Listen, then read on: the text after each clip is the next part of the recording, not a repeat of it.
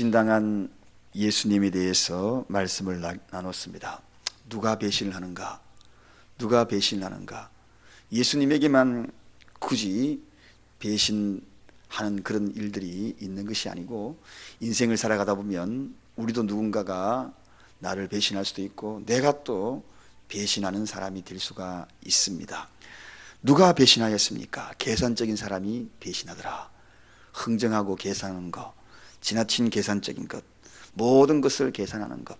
특히나 신앙의 계산은 무서운 것입니다.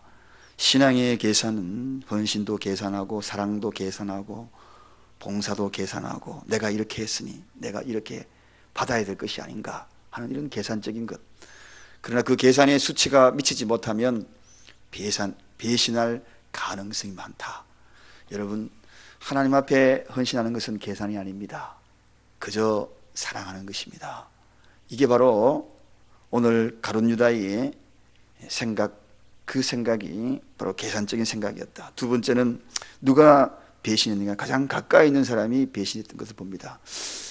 가룟 유다는 제자들 가운데에서도 가장 신뢰성이 있었기에 연복궤를 들고 그리고 그 모든 것들을 다 감당했던 그런 자였습니다. 그런 자가 배신하더라 하는 것입니다. 그래서 항상 선배 목사들이 하는 이야기가 있지요. 가장 가까운 사람을 조심해라.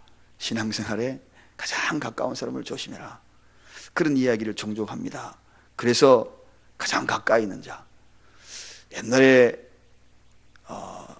한국에서 신앙생활할 때 담임 목사님이 그 설교할 때에 제가 늘 가슴속에 담았던 이야기가 바로 그 순간에 탁 들리더라고요. 가장 가까이 있는데 조심해라. 그래서 그 이야기가 신앙생활 하면서 또 뿐만 아니라 또 여러분도 아마 그런 경우를 말했을 거예요. 가장 가까이 있는 사람한테 실망하고 또 떠나가고 그런 경우도 있었고, 또 목회를 하다 보면은 그런 경우도 있습니다. 세 번째, 누구에게 누가 배신하는가? 실망 잘하는 사람이 배신한다 그랬습니다. 기도했는데 응답이 없다 그러면서 예수님 앞에 실망하는 거죠. 하나님의 뜻에 대해서 실망하는 거죠. 그런 자가 배신하기 쉽다. 우리가 이 말씀들은 그 누구의 이야기도 아니고 내 주위에서 일어날 수 있는 이야기고, 아니면은 내 자신이 그런 사람이 될 수 있다는 거 잊지 말아야 할 것입니다. 자, 오늘은 유월절을 앞두고 라는 말씀을 가지고 하나님의 말씀을 증거하고자 합니다. 한 여자가 있었습니다. 그리고 한 남자가 있었습니다. 그 여자를 이 남자가 너무 사랑한 거예요. 그 사랑을 고백하고 싶은데 문을 열어주지 않는 겁니다. 어느 날 그 여인이 있는 그 집을 찾아가가지고 문을 두드립니다. 문 좀 열어다오. 그러니까 방에서 들려옵니다. 누굽니까? 그러니까 이 남자가 이야기합니다. 나요. It's I. 납니다. 그렇게 대답합니다. 그러니까 가만히 있더니만은 여기는 너무 좁아서 들어올 공간이 없습니다. 당신이 들어올 공간이 없습니다. 그렇게 이야기합니다. 그 이야기를 듣고 너무 실망스러운 이 한 남자가 방황을 합니다. 수일이 지나가지고 머리에 언뜻 떠오르는 말이 떠오르는 겁니다. 아, 그래, 다시 두들겨야지. 문을 두들깁니다. 그러니까 그 안에서 들려옵니다. 누구십니까?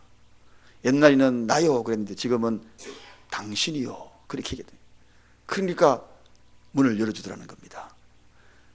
그 이야기는 무슨 이야기냐 하면, 내 마음이 당신이 되고 당신 마음이 내 마음이 되면 문이 열린다.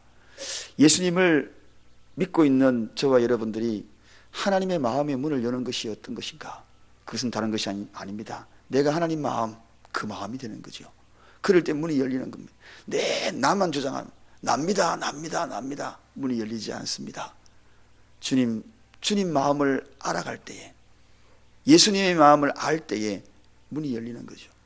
기도하면서 늘 그런 생각을 한번 가져보셔요. 기도하면서 나의 주장만, 내 생각과 내가 갖고 있는 그런 주장만 계속 하다 보면 문이 열리지 않아. 주님 마음은 어떠실까? 주님이라면 어떤 생각을 하셨을까? 그럴 때 문이 열리기 시작하는 것입니다. 여러분, 상대방과 대화할 때도 그런 대화, 문이 어떻게 열립니까? 부부 사이에도 그래요. 부부 사이에도 대화가 안 되는 집안이 있어. 그 왜 그렇습니까? 누굽니까? 나요. 내 주장만 일방적으로 할 때는 문이 안 열리는 거죠. 당신 누굽니까? 당신이요. 당신 마음을 이해할 때에 문이 열리고 술술 정말 떡고물이 그냥 쑥쑥쑥 뿌려지듯이 맛깔나는 그런 대화가 쏟아지지 않겠습니까? 자, 오늘 이야기가 그 이야기 좀 하려고 합니다. 6월절을 앞두고 준비하는 이 제자들의 마음은 착잡했을 겁니다. 앞에서 진행되는 그런 모든 이야기 가만히 보니까 뭔가 모르게 좀 느낌이 다가오거든요. 예수님이 그 향유를 뿌린 그 여인에게 칭찬하면서, 그리고 이 여인이 이 행했던 그 모든 일들이 땅끝까지 전해질 수 있도록 그렇게 이야기하면서 부탁하는 이 이야기를 가만히 들으니까 예수님이 이제 마지막 때가 뭔가 가까워왔던 그런 느낌을 받는 겁니다. 그래서 제자들이 이제 드디어 준비를 합니다. 6월절을 엄숙히 준비합니다. 여러분, 예수님의 제자들은 전부가 다 많이 배운 제자들이 없습니다. 천하고 무식합니다. 때로는 제대로 이해를 못합니다. 예수님이 향유 붓는 이 사건에도 보면 제자들이 예수님의 예견된 그 모습을 바라보면서도 확실하게 이해는 하지 못했지만 이제 뭔가 모르게 느낌으로 아는 거죠. 여러분, 그래서 우리가 알아야 될 것이 있습니다. 그게 뭐냐? 우리가 잘 배우지 못하여서 무식할 수 있습니다. 천할 수도 있습니다. 제자들처럼. 그러나 중요한 것 한 가지가 있습니다. 분위기는 알아야 한다는 것입니다. 분위기. 배우지 못해도 분위기는 알 수 있어요. 여러분, 배우지 못한 것이 책망의 대상이 아닙니다. 분위기를 모르는 것이 책망의 대상입니다. 이 시대의 분위기를 모르는 것이 책망의 대상입니다. 배우지 못해도 분위기는 알 수 있는 겁니다. 그런 것들이 얼마나 많은지 모릅니다. 교회의 분위기는 알 수 있습니다. 신앙의 분위기는 알 수 있습니다. 때로는 말씀이 어려워서 내가 이해할 수 없는 그러한 말씀이 될 수 있어요. 저게 무슨 뜻일까? 그래요. 그런 경우 있습니다. 그래서 우리 어머니가 늘 말씀해요. 야야, 네 설교할 때는 어렵게 하지 마. 중학교 하듯이 하면 그래야 되는 거다. 늘 그래요. 맞습니다. 설교가 제가 이야기하는 거 때로는 너무 어려워가지고 이해 못하면 거기에 따라서 여러분 마음에 와닿지 않을 때가 참 많이 있을 겁니다. 그래서 가급적이면 쉽게 하려고 하지만 그래도 그것이 무슨 말인가 그렇게 어렵게 들릴 수 있을 것입니다. 그러나 분위기는 파악을 해야 합니다. 이게 중요한 거죠. 오늘 이 예수님이 이런 사건의 일환에 들어보면 분위기와 때를 분별하지 못하면 그것은 곧 책망이다. 즉 마지막 때를 분별하지 못하면 그 분위기거든요. 이 시대의 마지막 때를 분별하지 못하면 그건 배우고 안 배우고 문제가 아닙니다. 그것은 바로 책망받을 일이라는 것입니다. 교회의 분위기를 파악하여서 내가 기도할 때이구나, 내가 무엇을 해야 될 때구나, 하나님 앞에 엎드리는 것, 이것이 잘 중요한 것이다. 자, 이 제자들은 그 분위기를 파악한 겁니다. 그래서 이 6월절을 지금 어떻게 준비해야 될까? 예수님에게 질문하지 않습니까? 무교절 첫날에 제자들이 예수께 나와 가로되 6월절 잡수실 것을 우리가 어디서 예비하기를 원합니까? 우리가 어디서 예비하기를 원합니까? 자, 이렇게 분위기를 파악을 했습니다. 그러면 어떻게 합니까? 준비를 하죠. 무엇을 준비합니까? 사실은 이 6월절의 근본적인 것은 예수님을 위하여서 준비하는 겁니다. 6월절이 뭡니까? 어린 양의 피 아닙니까? 그 피를 좌우 문설주로 바르는 것이거든요. 그리고 난 다음에 하나님의 죽음의 사자들이 왔을 때에 그 좌우의 문설주에 어린 양의 보혈의 피가 있는 그곳으로 뛰어넘어서 가는 것을 보게 되지 않습니까? 그렇습니다, 여러분. 예수님을 위하여 준비해야 합니다. 이 예수님을 위해서 준비하는 것, 먹을 것을 누구를 위해 준비하는가? 우리의 인생에 있어서 먹을 것을 누구를 위해서 준비하는가? 많은 사람들은 나를 위해서 준비하는 자들이 너무나 많아요.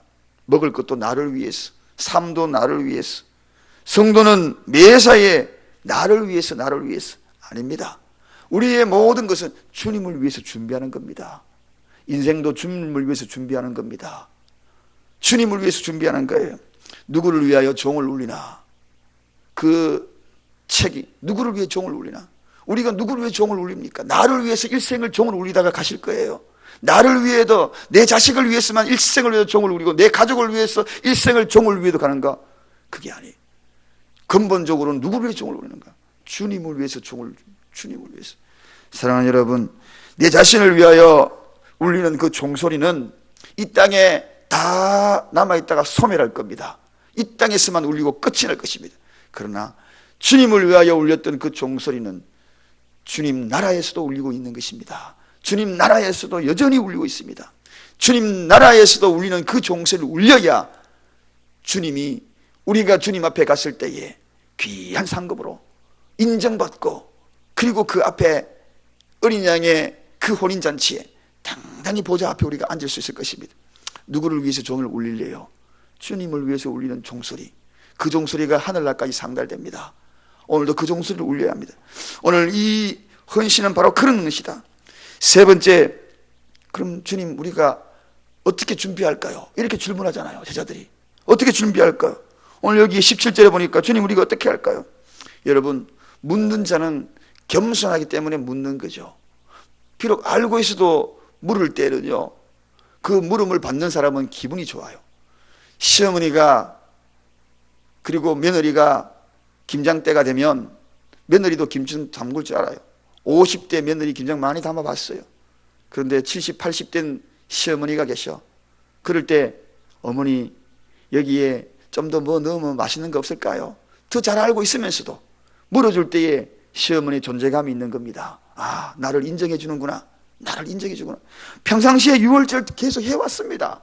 근데 오늘 주님에게 질문하잖아요. 주님에게 질문하잖아요. 겸손한 자는 바로 이런 모습입니다. 교만한 자는 기도하지 않는 이유가 바로 여기에 있는 거죠. 기도 왜 합니까? 주님 앞에 질문하기 위해서 기도하는 겁니다. 주님 이 일을 어떻게 할까요? 질문하잖아요. 여러분, 이 새벽에 우리가 주님 앞에 다 묻기 위해서 오신 거 아닙니까? 새벽에 오셔가지고 주님 이 일을 어떻게 할까요? 어떻게 할까요? 그거 왜 그럴까요? 주님 앞에 질문하려고. 그러나 기도를 모르는 자 질문 안 합니다. 절대로 질문 안 합니다. 매사에 그 길대로 그냥 가는 거죠. 그 다음에 질문하고 난 다음에 예수님이 말씀하시잖아요. 예수님이 말씀을 어떻게 합니까? 이렇게 하라라고 오늘 본문에 일러주잖아요. 성한 아무에게나 가서 선생님이 말씀이 내 때가 가까웠으니, 성안에 아무에게나 가라요. 아무에게 가가지고, 거기 가가지고 유월절 준비할 장소, 그 장소를 요구하라는 겁니다. 우리가 잘 알고 있는 대로 벳바게의 나귀를 예수님이 타시겠다. 그때에 주인에게 허락도 안 받아보고 묻고 있는 거, 그가 나귀를 끌고 오라.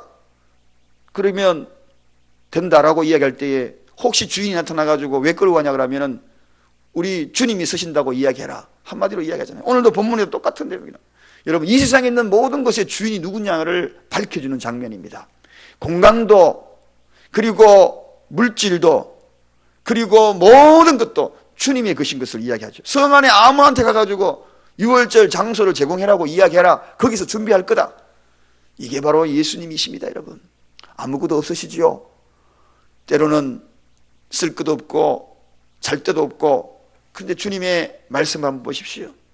주님이 마음이 통하면 문 열어주는 겁니다. 할렐루야. 마음이 통하면 아무것도 없어. 가가지고 주님 거라고 이야기해라. 그래서 그 길이 열리는 거예요. 그 길이 열리는 거예요. 에바다의 역사가 일어나는 거예요. 장님이 에바다의 역사가 어디서 납니까? 눈 뜨라. 거기서 에바다의 역사가 일어나는 겁니다. 눈만 뜨겠습니까? 삶이 뜨는 것이고 환경도 뜨는 것이고. 오늘 보십시오. 주님의 명령, 그 명령에 내가 그냥 쓴다고 해라. 그 한마디면은 쓰는 겁니다. 이게 바로 신적인 권위거든요. 누가 이런 이야기를 함부로 할 수 있겠습니까? 신이 아니고서는, 하나님이 아니고서는, 감히 이 우주의 주인이 아니고서는 아무한테 가가지고 그 방 쓴다고 내가 이야기하라고 누가 감히 이야기할 수 있습니까? 이게 바로 이 사실을 안다는 것이, 그게 바로 믿음입니다. 이 사실을 깨닫고 살아간다는 것이 믿음이죠. 자, 그런데 그 이야기를 하고 제자들이 가만히 있었으면은 그 밤을 유월절 준비하지 못했을 것입니다. 오늘 본문에 시킨 대로 그냥 하는 겁니다. 그래서 그 유월절 만찬 장소 사진 보면 아시죠? 예수님 믿고 제자를 쭉 간 그 장소가 예수님이 일방적으로 선택한 장소예요. 그 장소가 그저 누가 사전에 예약된 장소가 아닙니다. 식당 전화해가지고 거기 예약합니다. 그게 아닙니다. 일방적으로. 여러분, 그 일방적인 장소는 어떻게 얻어졌습니까? 순종입니다. 전적인 순종이죠. 순종은 부분적인 순종과 전적인 순종이 있습니다. 순종은 선택적인 순종과 전적인 순종이 있습니다. 순종이라는 것은 부분적인 순종은 순종이 아닙니다. 전적인 순종이죠. 그 이야기를 듣고 제자들이 깜짝 놀랐을 겁니다. 그래서 성 안에 아무나 붙들고 주님이 서시겠다고 하니 방 좀 빌려주시오. 그런데 그 사람이 여기에 구체적으로 기록되지 않았지만 그 방을 빌려줬다는 것이 중요하다는 것입니다. 그래서 그 방의 주인인 겁니다. 내 마음이 그 마음이 된 겁니다. 주님의 마음이 그 마음이고 순종하고 나가니 어떻게 해요? 제가 서두에 이야기했지요. 한 남자와 한 여자의 이야기를 했지요. 나요 할 때는 안 열어줍니다. 당신입니다. 오늘 그 기도 한번 들어보시지 않겠습니까? 주님 우리에게 요구할 거예요. 너 누구냐? 너 누구냐? 납니다 주님. 그럴 때는 문이 안 열려. 주님 당신의 일부가 되기를 원합니다. 당신입니다. 당신 마음이 내 마음, 내 마음이 당신 마음 되기를 원합니다. 오늘 이 시간에 그런 환경 속에서 기도할 때에 열려지는 역사, 에바다의 역사를 경험하기를 주님의 이름으로 간절히 축원드립니다. 기도